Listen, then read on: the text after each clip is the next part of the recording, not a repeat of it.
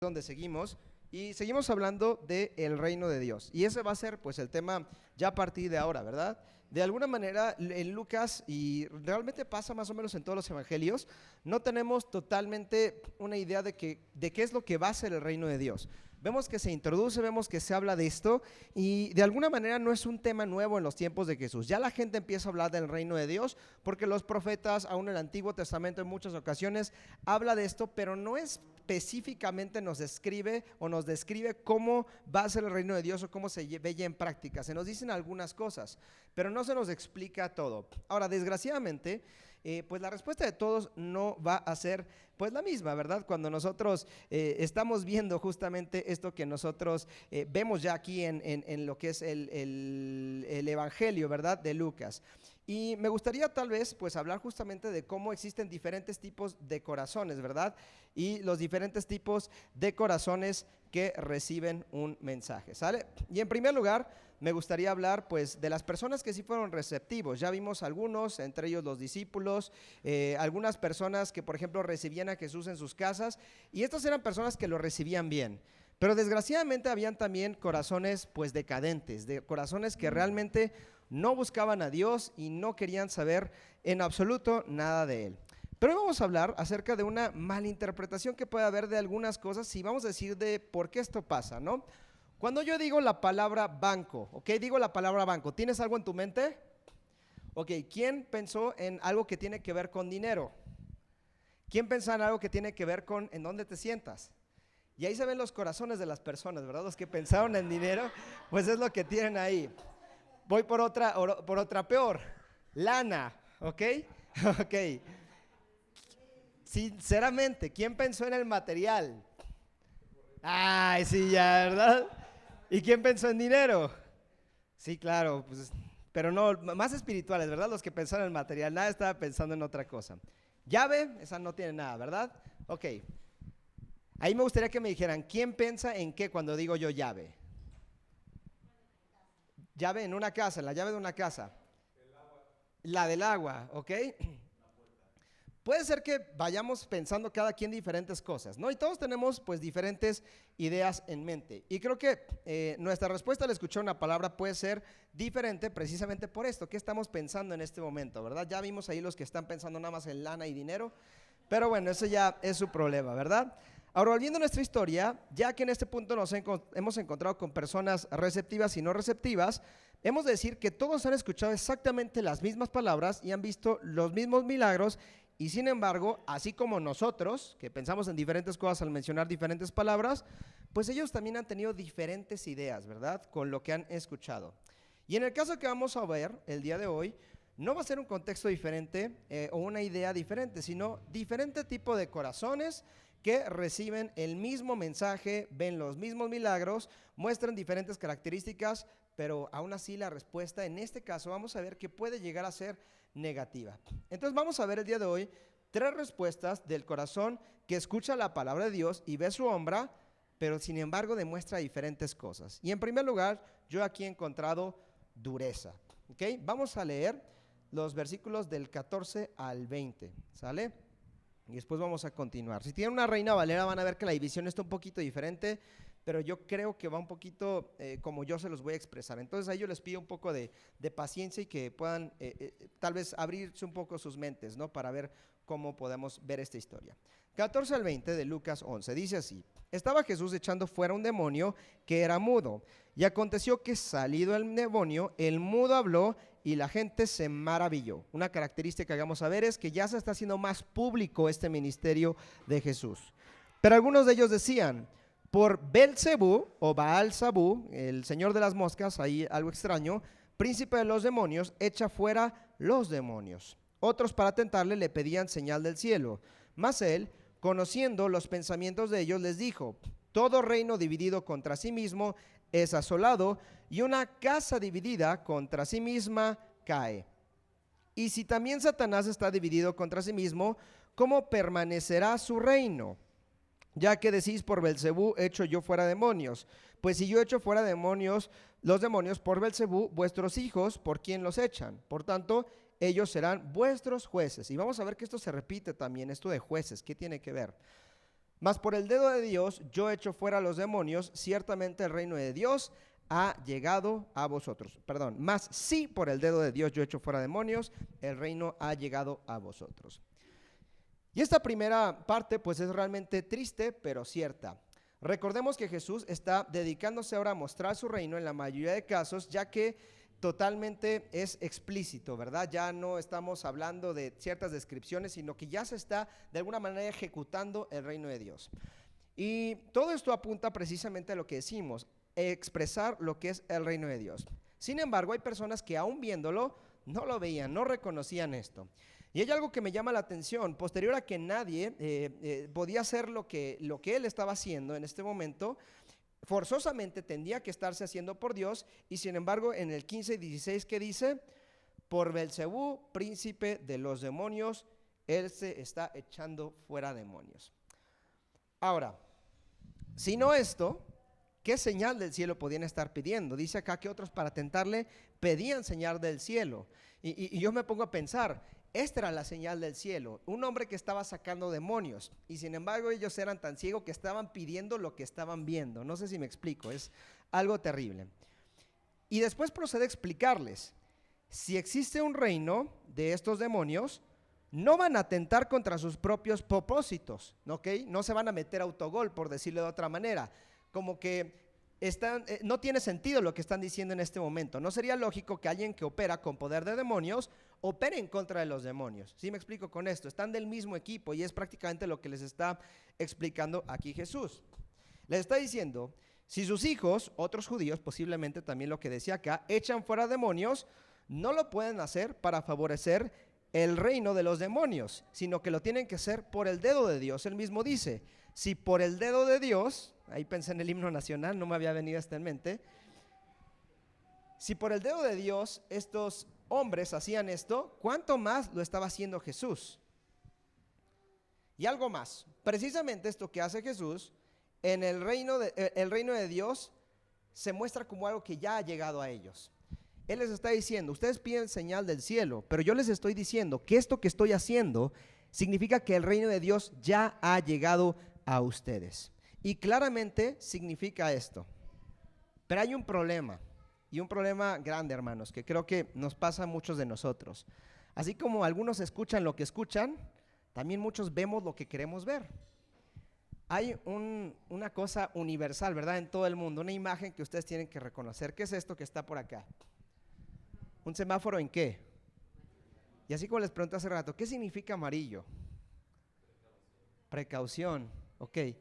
Vele frenando. Nuevamente, fíjense aquí la diferencia. Para algunos, ¿qué significa?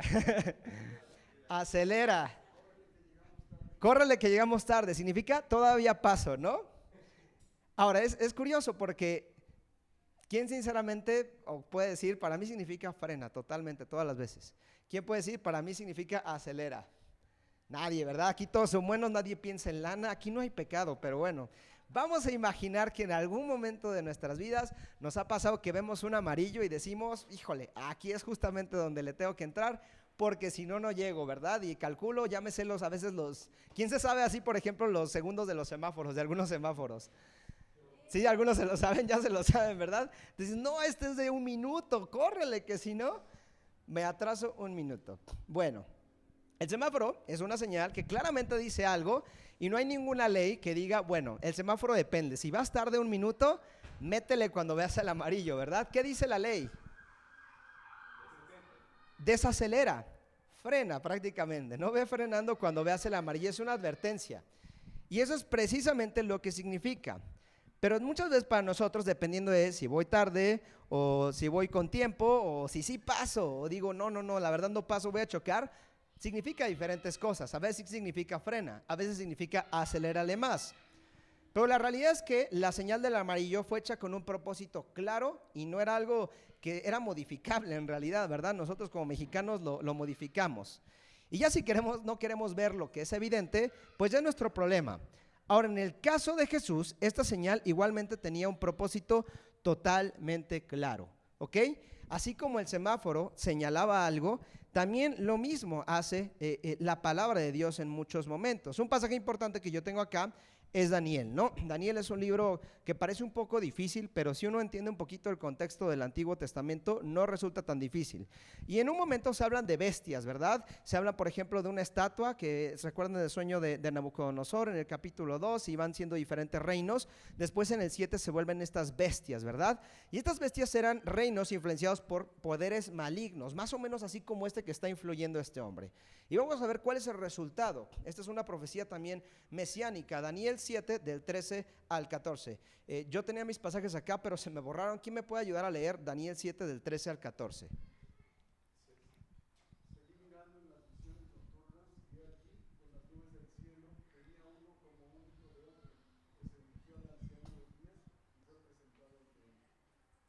Ok, y el 14 está.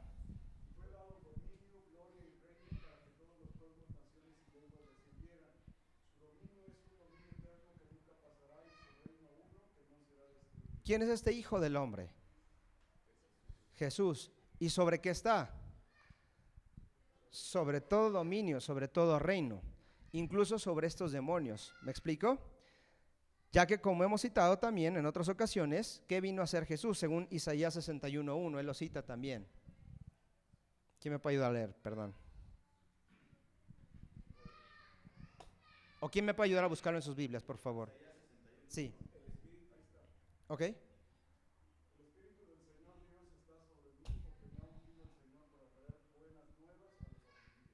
Muy bien. Esto como una descripción precisamente de lo que es el reino de Dios, ¿no? Viene también a sanar, viene a liberar, y eso es parte de lo que el Señor está haciendo. Entonces, creo que algo que es evidentemente claro es que el Señor viene a establecer su reino. Y precisamente todo lo que va demostrando Jesús con su ministerio a partir de este momento es una señal de esto. Sacar demonios, ¿qué dice? Se ha acercado el reino, ¿ok? Cuando Él dice, voy a liberar a estos enfermos, voy a sanar, en algún momento incluso va a resucitar personas. ¿Qué anuncia?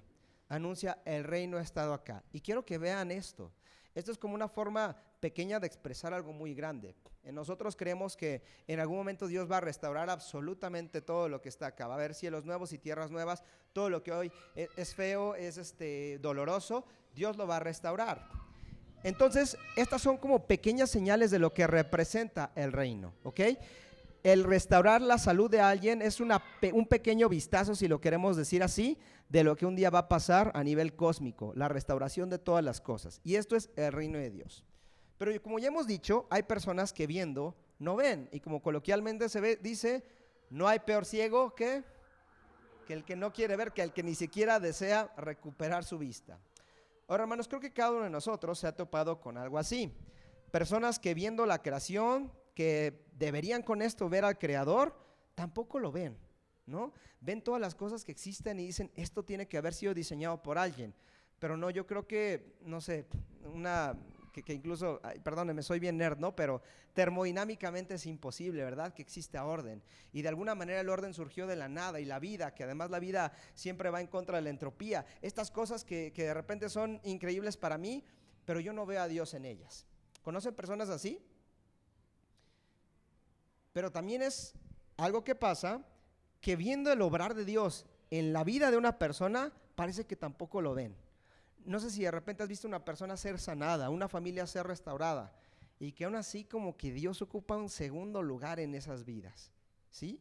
Y esto también es muy triste. De hecho, creo que es más triste porque ya no nada más estamos hablando de algo de lo que hay opiniones y uno se puede sacar teorías, sino que evidentemente la obra de Dios está ahí, y aún así como que queremos ver otra cosa. Pero ojo, porque esto también nos puede pasar a nosotros, que viendo no vemos, o vemos pero solamente lo que queremos ver. Vemos las señales, pero es posible que para nosotros no signifiquen nada, así como el semáforo en amarillo, ¿verdad? O signifiquen otra cosa. Vemos un mandamiento claro, un principio claro, pero buscamos interpretarlo como a nosotros nos convenga. Muchas veces leemos la Biblia y decimos, bueno, es que aquí este principio está acá. No, pero es que este principio es cultural, se aplica nada más a la cultura de ese tiempo.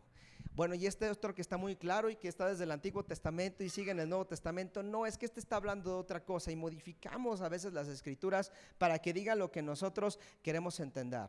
Y hermanos, se puede hablar algo que es muy cierto, ¿verdad? Acerca del estudio de nuestras escrituras, que es que sí tenemos que ver los contextos, sí tenemos que ver ciertas cosas que nos van a ayudar a interpretar de manera correcta. Pero cuidado, hermanos, con que a veces doblemos demasiado las escrituras para que digan lo que nosotros queremos que digan y no lo que realmente dicen. En algún momento escuché una historia de un espíritu de divorcio, ¿verdad? Una persona que estaba culpando a un espíritu de divorcio que se infiltró en la iglesia y por eso se divorció, ¿verdad?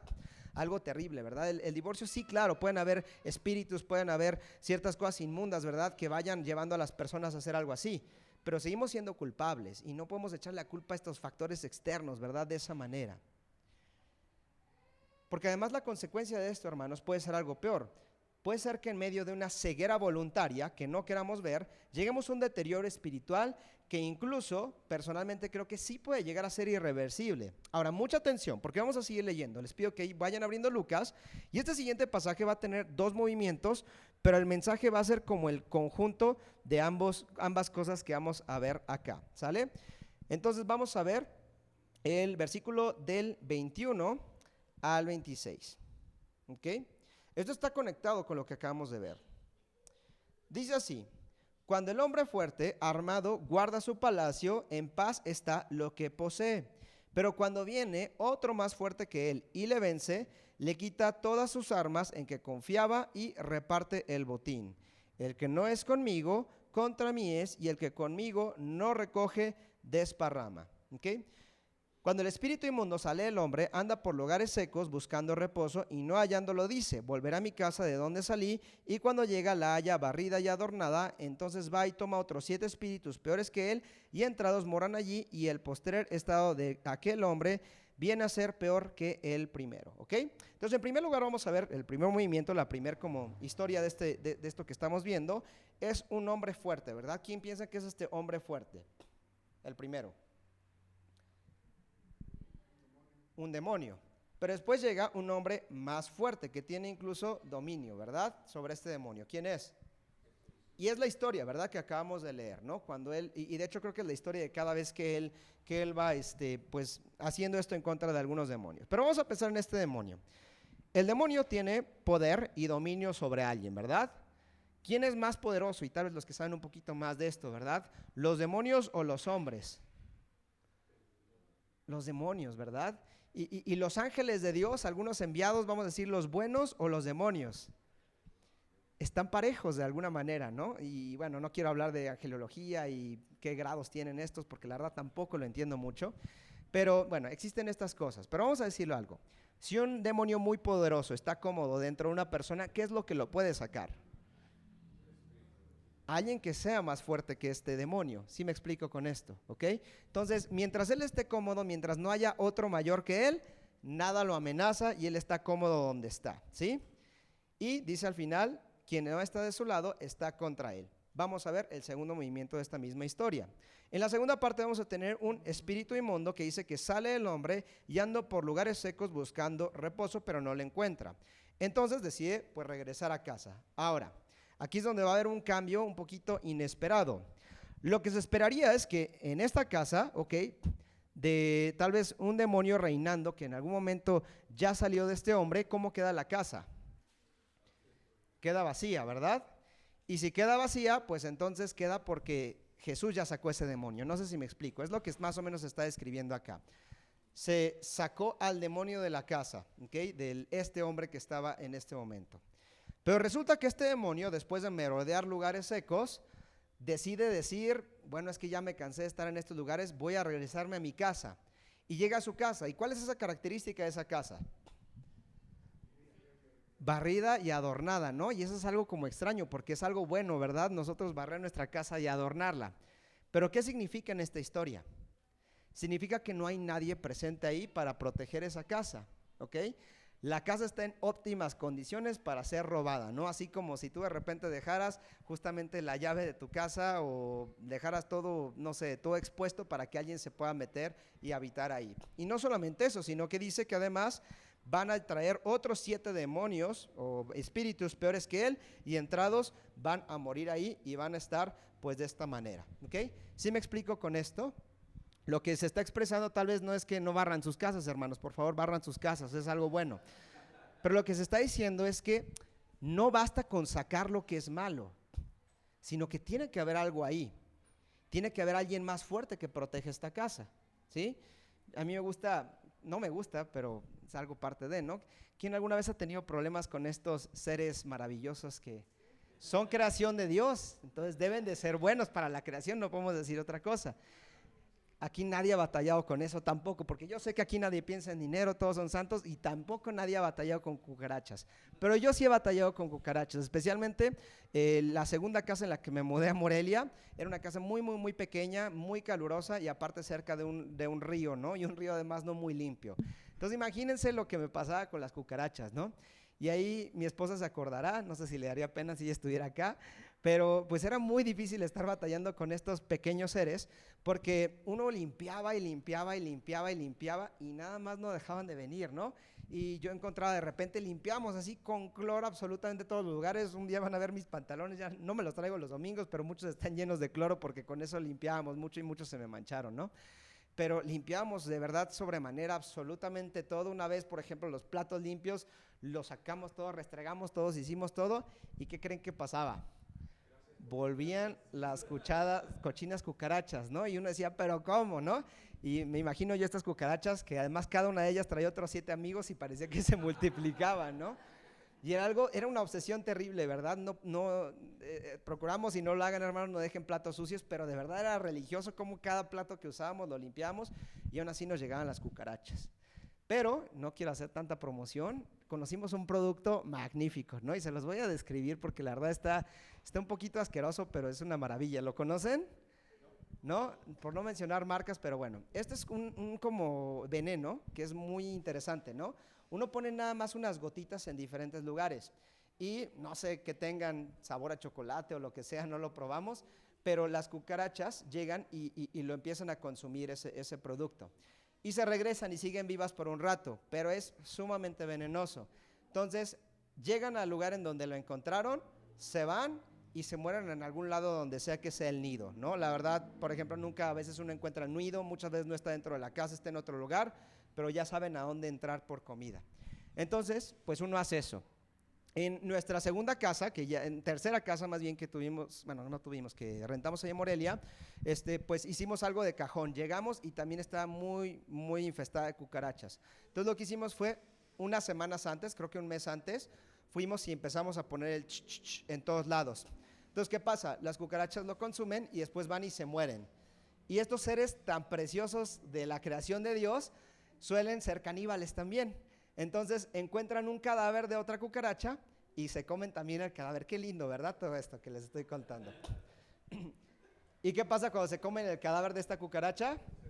También se mueren y van envenenando a todos. Entonces, es algo muy bonito de cómo funciona. Bueno, yo espero que hayan disfrutado esta descripción.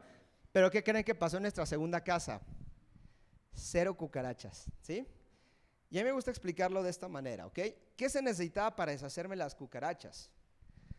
No necesitaba nada más el producto ¿verdad? No necesitaba nada más, perdón, no necesitaba más bien limpiar yo sumamente. Necesitaba algo agresivo, ¿verdad? Algo que batallara contra las cucarachas, ¿no? Y ven qué cruel además es esta forma de matarlas, ¿no? Pero bueno, necesitaba ser activamente, vamos a decirlo así, violento en contra de esas cucarachas. Y más o menos es lo que estamos describiendo en este momento. Lo que nos va a salvar no va a ser esta especie de, vamos a llamarlo así, neutralidad, como el decir, hay carencia de comida o de cosas que de repente puedan atraer las cucarachas. Lo que se necesita es algo que incluso luche contra ellas. Tenemos algunos pasajes por acá que se me borraron por acá, entonces los vamos a ver acá, ¿ok? Hablando de la neutralidad, ustedes conocen este pasaje en Apocalipsis. ¿Quién me puede leerlo? Tal vez habrá quien se lo sepa en memoria.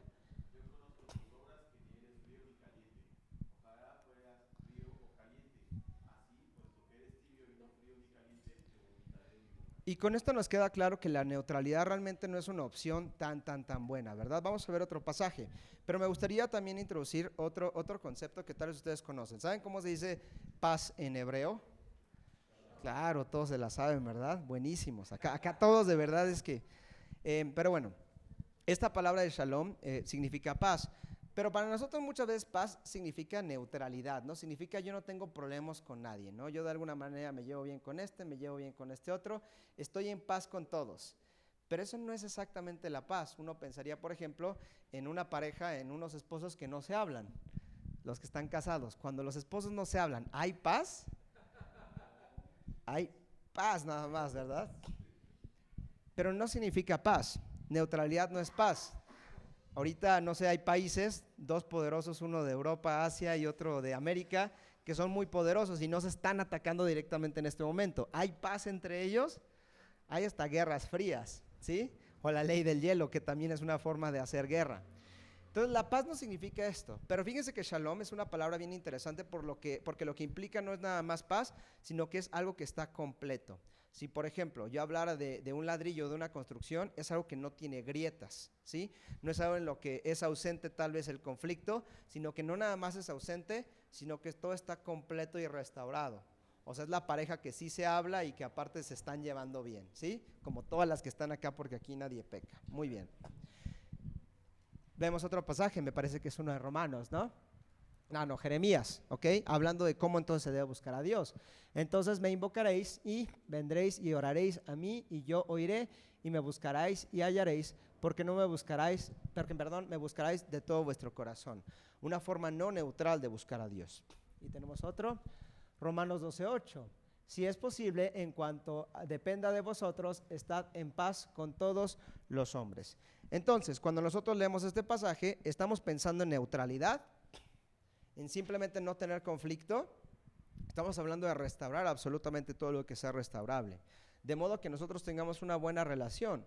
Ahora, no significa tal vez que vamos a ser amigos de todos, pero significa que dentro de lo que nosotros podemos colaborar, seamos completos, seamos íntegros. De hecho, shalom tiene más que ver con eso, es una especie de paz íntegra. ¿Sí me explico con esto y cómo es diferente de una paz neutral?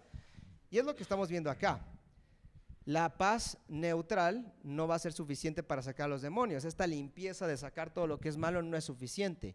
Necesito un agente activo, ¿verdad? En el caso de las cucarachas, no quiero decir la marca, ¿verdad? Pero bueno, el producto que les enseñé. Pero en el caso de cuando existen estas cosas negativas, vamos a pensar en a veces orgullo, a veces lascivia, a veces inmoralidad. No basta con sacar esas cosas. Pero fíjate que para ambas cosas el Señor Jesús nos puede ayudar.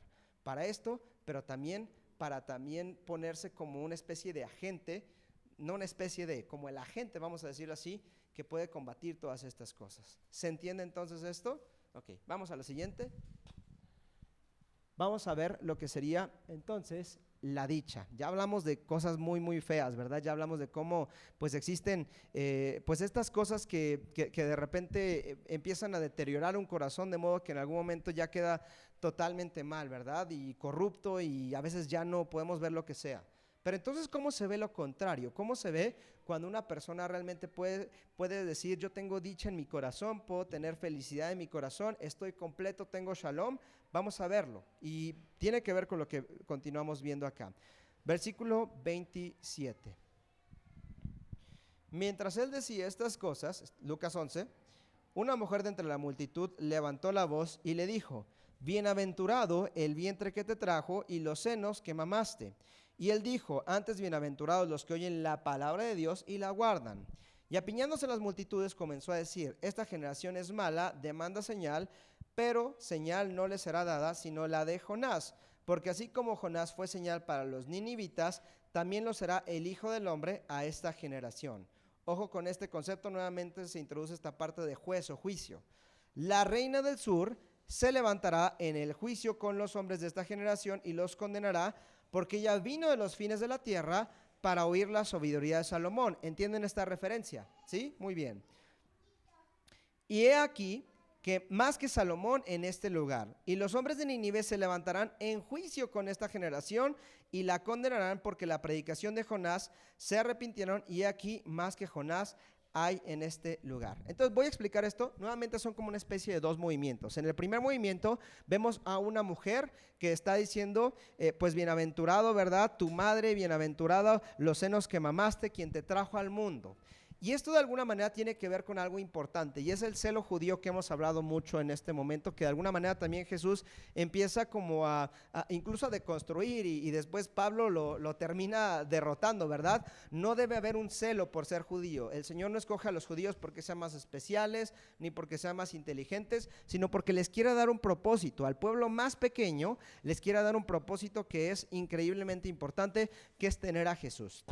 Pero hay una confusión mucho en este tiempo, y es que muchas personas empiezan a ver como estas genealogías. Ustedes van a ver que en el Antiguo Testamento las genealogías son importantísimas, y se dice que además de entre los judíos, de todas las, realmente de las naciones y de todas las culturas que han habido, una de las más celosas precisamente de su herencia son los judíos. Y hay como cierto orgullo, ¿verdad?, en esto. Esta mujer de alguna manera está reconociendo un linaje por parte de Jesús, y esto tiene que ver con pues también esta parte de la cual él proviene, ¿no?, del hecho de ser judío. Entonces le dice, bueno, bienaventurado esto, pero Jesús le da la vuelta un poquito a esto, diciendo, sí, qué bueno, ¿verdad? Qué bueno que somos judíos, qué bueno que de nosotros es la profecía y todo esto, pero antes, bienaventurados los que oyen la palabra de Dios y la guardan, como diciendo, sí, eso es importante, pero esto es aún más importante. Y déjame explicarles cómo. Esta generación es mala y demanda señal, pero no les va a ser dada señal, sino la de Jonás. ¿Quién conoce la historia de Jonás? Y si no la han leído, han escuchado un montón de canciones de niños para Jonás, ¿verdad? Jonás no le hizo caso. ¿Qué otra? Una de papel maché. Jonás, ¿la conocen? Hay dos de papel maché, pero bueno. Si no leen la Biblia y ven la historia de Jonás, por lo menos escuchen las canciones. ¿Qué pueblo era Nínive? ¿Quién sabe? ¿De qué parte era? ¿De quién? De Siria, ¿ok?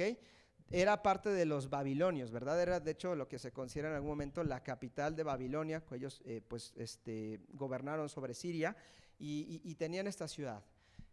¿Cuáles eran sus dioses? Era el dios de Israel, era un dios pagano, varios dioses paganos, ¿sí? Eran varios dioses paganos. Y en esta ciudad, Jonás va y predica, ¿ok?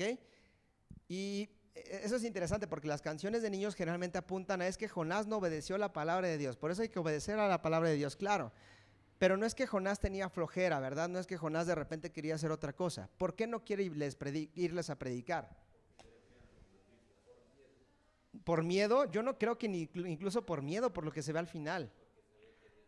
Porque sabía que Dios los iba a perdonar. Jonás no quería que Dios perdonara a este pueblo. ¿Quién era el bueno de la historia? El bueno era Dios. ¿Quién era el malo? No eran los ninivitas. No sé si me explico. Eso es algo que de repente tenemos, ¿verdad? Pero el malo de la historia era Jonás. Porque Jonás lo que quería era que estas personas no se arrepintieran, que no tuvieran de alguna manera pues la conexión con Dios. Pero fíjense que aún estos ninivitas van a ser jueces de los israelitas que no conocen a Dios. ¿Por qué hicieron ellos? Un pueblo que no era pueblo, un pueblo que era totalmente pagano, que tenía unas costumbres terribles. Cuando escucha la palabra de Dios se convierte. Y pasa lo mismo con la reina del sur. Una mujer con dioses paganos, con costumbres paganas, probablemente también gente pues terrible, pero que cuando ve la sabiduría de Salomón, dice yo tengo que ir a conocer a este hombre. Pero pregunta, ¿de quién viene la sabiduría de Salomón? Proviene de Dios. Y es que debemos de reconocer las cosas. No importa tanto el parentesco, importa lo que se tiene que ver. Y yo aprendí esta lección la semana antepasada, ¿verdad? Tenemos ahí una foto. Un día que además me enfermé terriblemente, estábamos ahí jugando, Edgar, Alejandro y yo, ¿verdad? A ver, párense por favor mis compañeros, así, viéndonos así.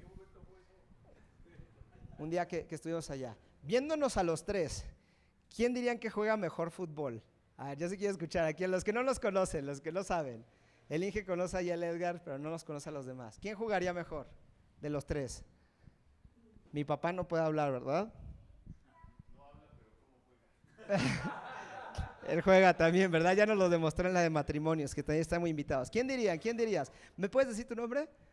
Iván, así viéndonos, no los conoces. ¿Quién dirías?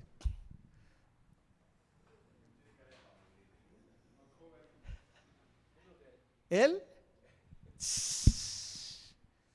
Siéntense, por favor. En video se ve mejor, ¿verdad? Pero se me hizo bien interesante eso porque pues estábamos ahí pateando el balón en casa de mis papás, un día que ellos no estaban, con permiso de ellos, no hay tema, pero no rompimos ninguna ventana ni nada, o que no sepamos, y si no la escondimos muy bien, pero bueno, pues viendo a mi papá ese video, de repente le gusta ver sus cámaras y se quedó viendo, ¿no? Y vi ahí cómo la tocábamos entre los tres, y dice, mira, la neta es el que más se ve que sabe es el Alex, aquí está, ¿no? Mi amigo de blanco, un aplauso para Alex, que la toca bien chido. Pero yo soy su hijo. ¿Y cómo cree que yo me siento con eso? Pero hay que ser objetivos. Mi papá podrá decir otras cosas de mí, ¿verdad? No sé, antes corría rápido, ahora ya ni siquiera se puede decir. Pero se nota que pues él tiene esto, y lo que se ve pues es evidente y no podemos de alguna manera tacharlo, y si Alex la toca mejor y viéndolo en video, pues es el que mejor la toca. Y no podemos decir otra cosa, lo que está ahí, está ahí. Y es interesante cómo a veces, pues no sé, podría jugarle en contra, qué bueno que mi papá no le juega en contra el cariño que me tiene a mí para decir algo que no es, pero podemos pensar que la sangre es más importante, ¿no? Podemos pensar que este tipo de aspectos pueden llegar a ser más importantes, la relación, la filiación. Pero Jesús es importante porque además la gente que lo va a reconocer no va a poner no lo va a poner tal vez por debajo de lo que ellos ya creen, de los ídolos de su cultura, de lo que ellos conocen. En nuestro país pasa mucho, ¿verdad? Hubo un abuso terrible, ¿verdad? De los europeos cuando llegaron acá, de España y todo esto, y sí fue algo terrible, de verdad. Y hay mucha gente que con ese resentimiento de repente dicen, vamos a volver pues justamente a los dioses antiguos, ¿verdad? De aquí de México y todo eso. Se han topado con gente así, y lo más interesante que a veces son la gente más güera, ¿verdad? Del planeta. Entonces es como para mí curioso cómo esas cosas pasan, pero bueno, no importa. Se me hace interesante que muchas veces buscamos esa afiliación, pero no es tan importante, porque lo que importa realmente es que la palabra de Dios de verdad es algo completamente transformador. Antes bienaventurados los que oyen la palabra de Dios y la guardan. Y es así como se va a ver que realmente nosotros conocemos al Dios verdadero. No se trata de razas, no se trata de herencias, se trata de lo que Dios puede darnos. ¿Podemos ver algunos pasajes? He aquí, yo estoy a la puerta y llamo. Si alguno oye mi voz y abre la puerta, entraré a él y cenaré con él y él conmigo. ¿Dónde está esto? Y hay muchas cosas acerca de esto, ¿no? A mí me gusta de repente hablar o no sé si me gusta o no, pero igual lo hago. Hablo con algunos teólogos y dicen, no, es que este pasaje no se puede hablar del evangelio y todo esto, pero bueno, les doy un poquito el contexto de este pasaje que está justamente en Apocalipsis, ¿no? Ustedes lo conocerán, muchos ya lo sabrán. Se utiliza mucho para hablar del concepto de recibir a Cristo, ¿no? Y algunos dicen, no, es que no vamos a recibir a Cristo. Es simplemente una forma de decirlo, pero Él hace un llamado. Yo estoy a la puerta y llamo. ¿Pero qué es necesario? Oír la voz de Él e invitarle. Y aquí quiero quitar algunas objeciones que podrían haber, ¿verdad? Especialmente con estas doctrinas que de repente podrían sonar un poco, que podrían contradecir otros modos de pensar, ¿verdad? No estamos con esto diciendo, bueno, es que el Señor está llamando y de alguna manera yo soy el que le invito, ¿no? Entonces yo soy el bueno porque lo invito, no, es que Él es el que toca y Él es el que decide entrar. Pero por ahí dicen muchos, el Señor es un caballero, ¿verdad? Y no va a entrar al lugar donde lo reciben. Algunos dicen, no, sí va a entrar. Yo no estoy seguro, ya lo he dicho varias veces, no sé cómo funciona esto, ¿verdad? De las voluntades y esta, contrariedad que encontramos entre la soberanía de Dios y el libre albedrío. Yo puedo decir, no lo entiendo, y muchas personas a lo largo de la historia lo han intentado explicar y creo que no estoy totalmente satisfecho. Pero simplemente de ver esto, ¿qué pienso? El Señor quiere la oportunidad no para Él, sino para nosotros. El Señor no está más completo cuando uno de nosotros forma parte de su reino. El Señor ya es completo en sí mismo, pero Él desea completarnos a nosotros, darnos ese shalom para que nosotros seamos también parte de su shalom a nivel cósmico.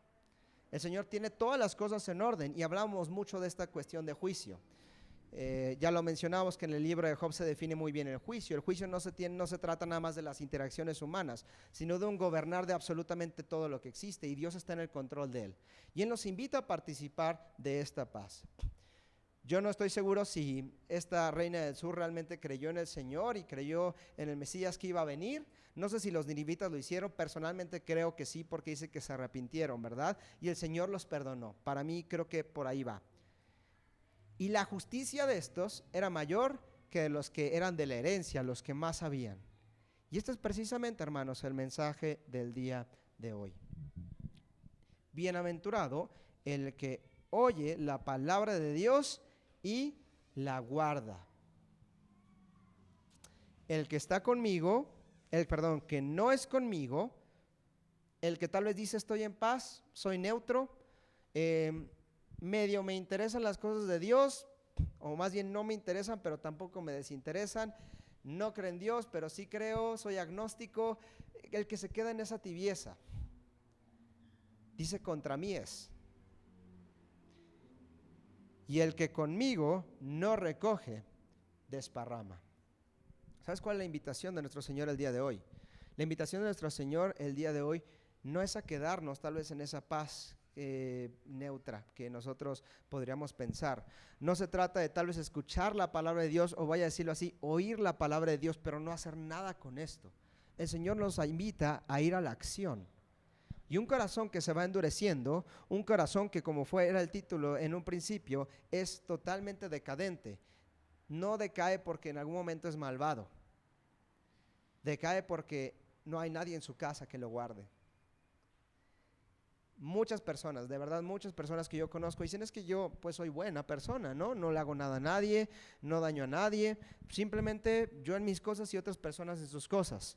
Claro, pero tampoco una persona que no daña a nadie está dispuesta a ayudarla. Y eso es más el shalom de lo que estamos hablando. Una persona que tal vez no tiene conflicto con otra persona no significa tampoco que la está amando. ¿Sí me explico?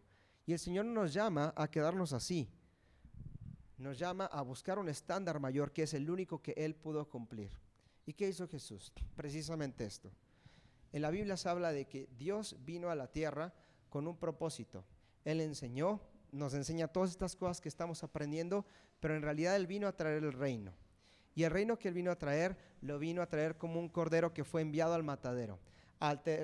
Jesús, inocentemente, la persona más inocente que podía existir, vino aquí a la tierra a morir por los pecados. Vamos a pensarlo en que se necesitaba un vaso totalmente vacío, totalmente puro, para que ahí fuesen depositados todos los pecados del mundo, y entonces Él moría por nuestros pecados, por los míos, por los de Edgar, por los de Alex, por los de mi papá, David. Vino a morir por los pecados de absolutamente todos. Pero si Jesús no resucitó, entonces vana sería nuestra fe. Al tercer día Él resucitó, venciendo la muerte y venciendo el pecado con esto. Y esa es la victoria que hoy nos da. El primer paso, hermanos, ayer platicamos con una persona ahí, compartía el evangelio, y Jaime le decía, el primer paso, la forma de partir decías como el despegue, ¿verdad? En la vida cristiana es el evangelio, ¿no?